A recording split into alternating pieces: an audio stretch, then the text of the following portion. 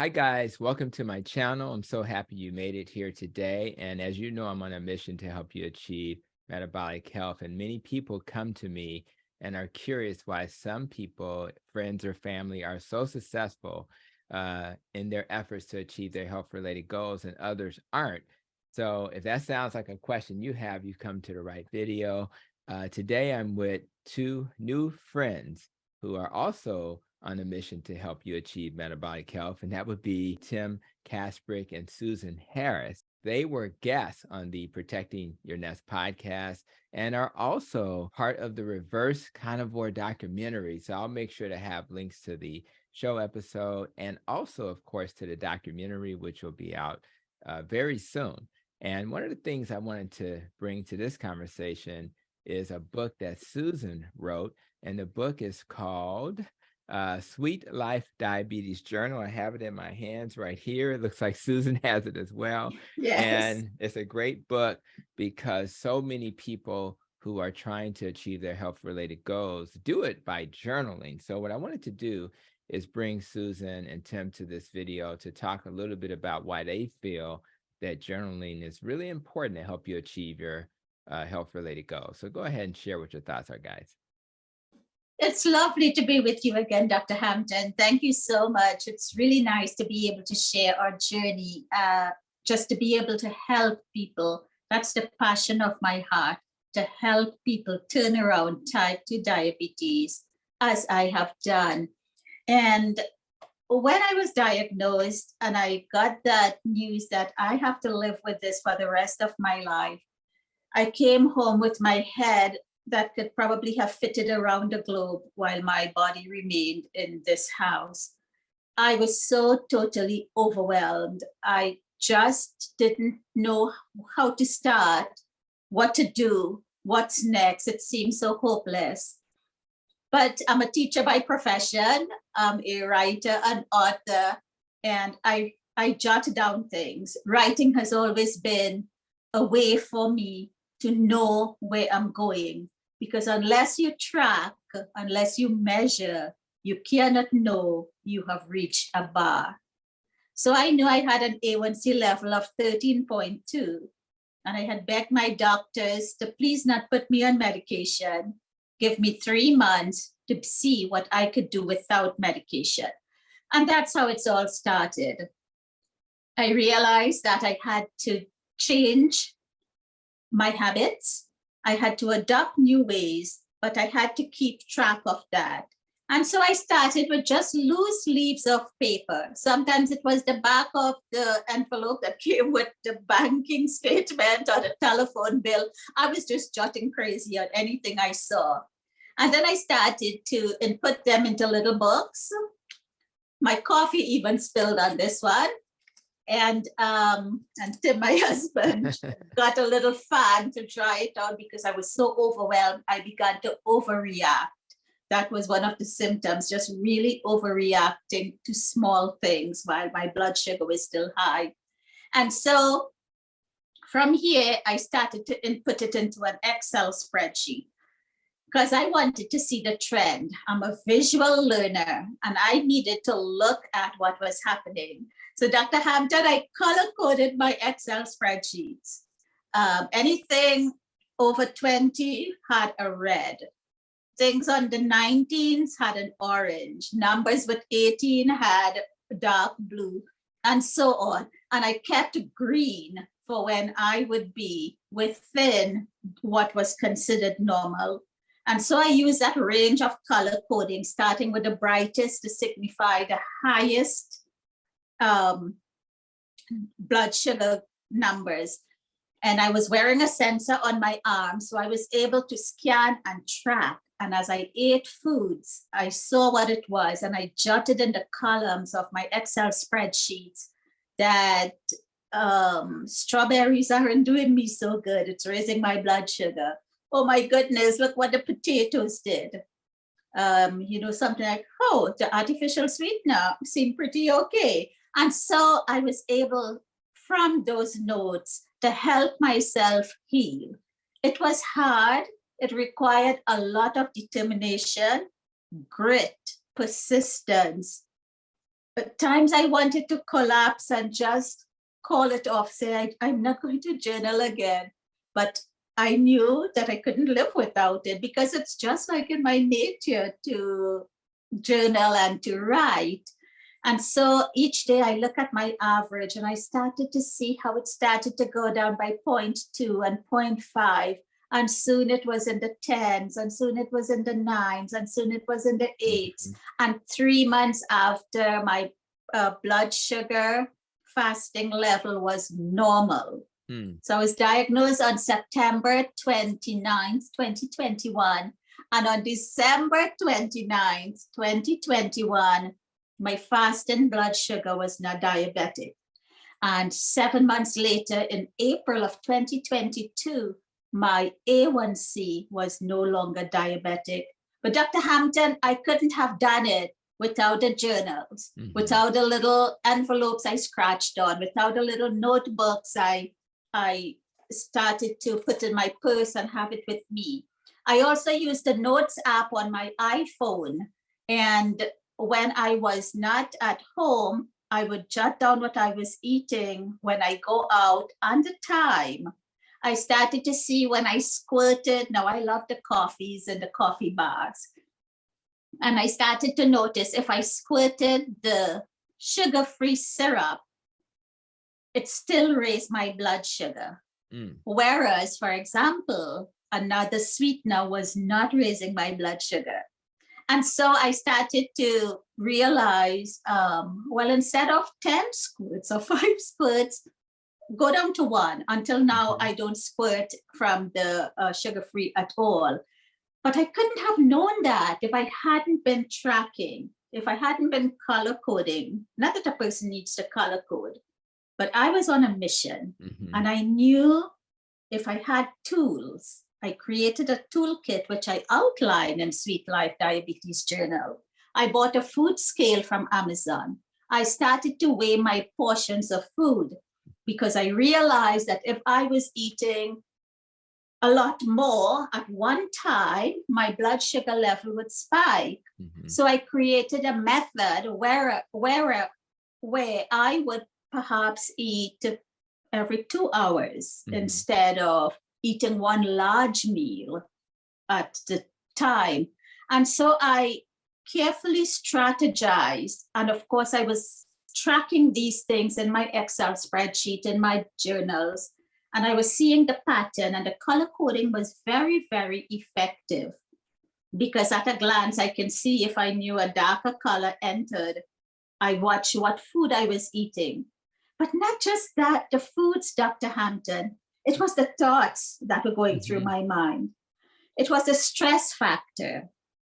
And I had been under quite a lot of stress. I wouldn't go into it into here, but I ended up losing my job because of the diabetes, the type 2 diabetes. Because in my culture of Trinidad and Tobago, when you are sick, it's private.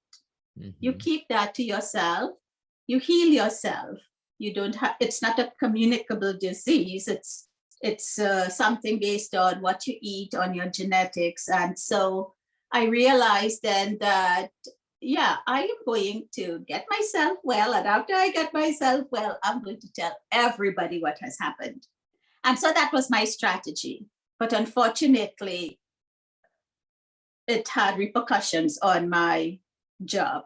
So anyway, it was a stressful time. And I could see when I was thinking certain things, I was not eating, but I could see how my thought patterns were raising my blood sugar level. Yeah. I could also see with the animals, the pets, or if we got exciting news, or if we were going to travel somewhere. So I realized both positive excitement and negative stress were also raising my blood sugar level, because blood did not recognize the difference between the negative and the positive. That's right. Yeah. But what I would say from my observations is that when my blood sugar spiked because of a positive event, it normalized faster. But when it spiked because of a negative, stressful event or bad news or worrisome thoughts, I had to make the concerted effort, be intentional, and get that down. And I did that through my faith, through my Bible reading, through my prayer, through the words. And I quoted in my mind that the Lord says he is a healer. And if I do my part, he will do his part. And so I use a lot of practical strategies, which I share in Sweet Life Diabetes Journal, so that our viewers can adopt similar. They may not read the Bible, they may read another book, or they may not read any religious book. They may probably go to The Power of Positive Thinking. The underlying principle here is that there are tools out there that people can use to help themselves overcome type 2 diabetes. Because I found it so difficult, I didn't know there were any resources that could help a person track. I used the format that I adopted, and I created it so that it takes a guesswork out for the person with diabetes. It's color-coded again, so they know exactly in the pink areas, that's where the blood glucose goes, the blood glucose numbers goes. In the green part, that's where your food and drink are. Some people count calories. I didn't count calories because I just weigh about 100 pounds. But people who are on a weight loss journey tend to want to count calories. I realized that I needed to know my carbs and my added sugars. So those were critical columns to put in. My protein factor was also important. I didn't take medication or use insulin, but I recognize that if I'm doing this for people who are using those, then we should have it there. And blood pressure, I don't have blood pressure issues, but it's a good thing to measure for those who do. Exercising, I walked on my treadmill every single day, or I walked outside. I watch my sleep and water intake. And my positive self-talk, whether it was a quote, whether it was a scripture verse, whether it was just my own self-encouragement, I wrote in there, as well as notes that I did, whether I should probably be drinking more water, sleeping more. And I had some mock journal entries to the front, which I used made up figures. Those weren't my real figures because I ate less than this actually. So there are good examples that people can use the journal as they wish. They can be as detailed as they want. They can be as minimal as they want. Tracking over before and each meal was critical.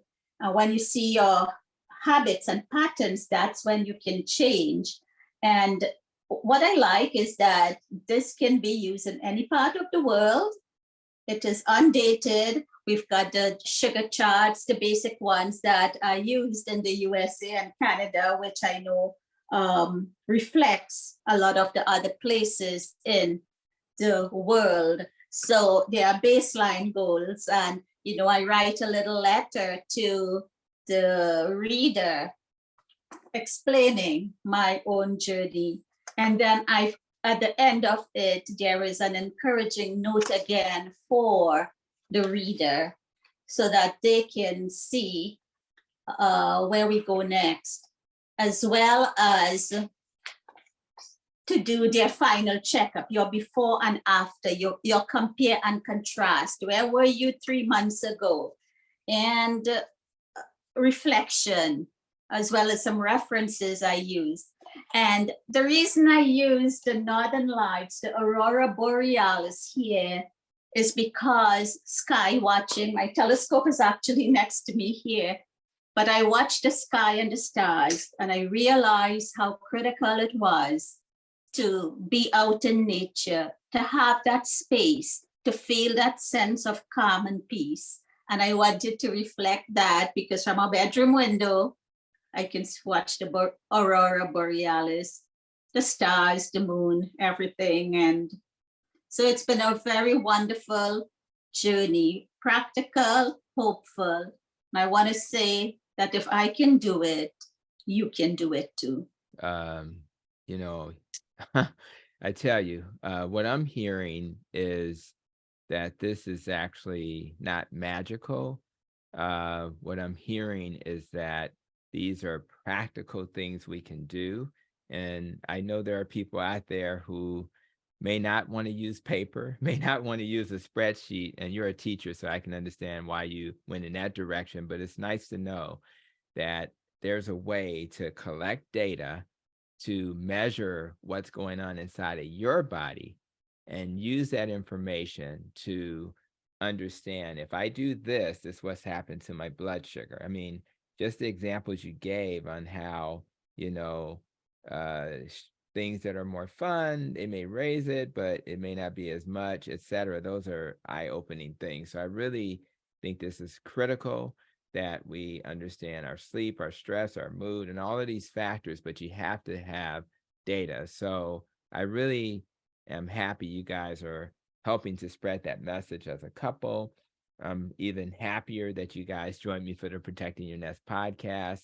And of course, I guess even happier that you were part of the Reverse Carnivore documentary because so many people will hear your message of healing and we'll use that to heal. So I hope anybody who's watching this will check out Sweet Life Diabetes Journal, check out the podcast episode, and of course, check out the Reverse Carnivore series. So I thank you for coming to this video. And for those who are checking us out, like, subscribe, share, check out my link tree. And until the next video, be safe, be well, and continue to protect your nest.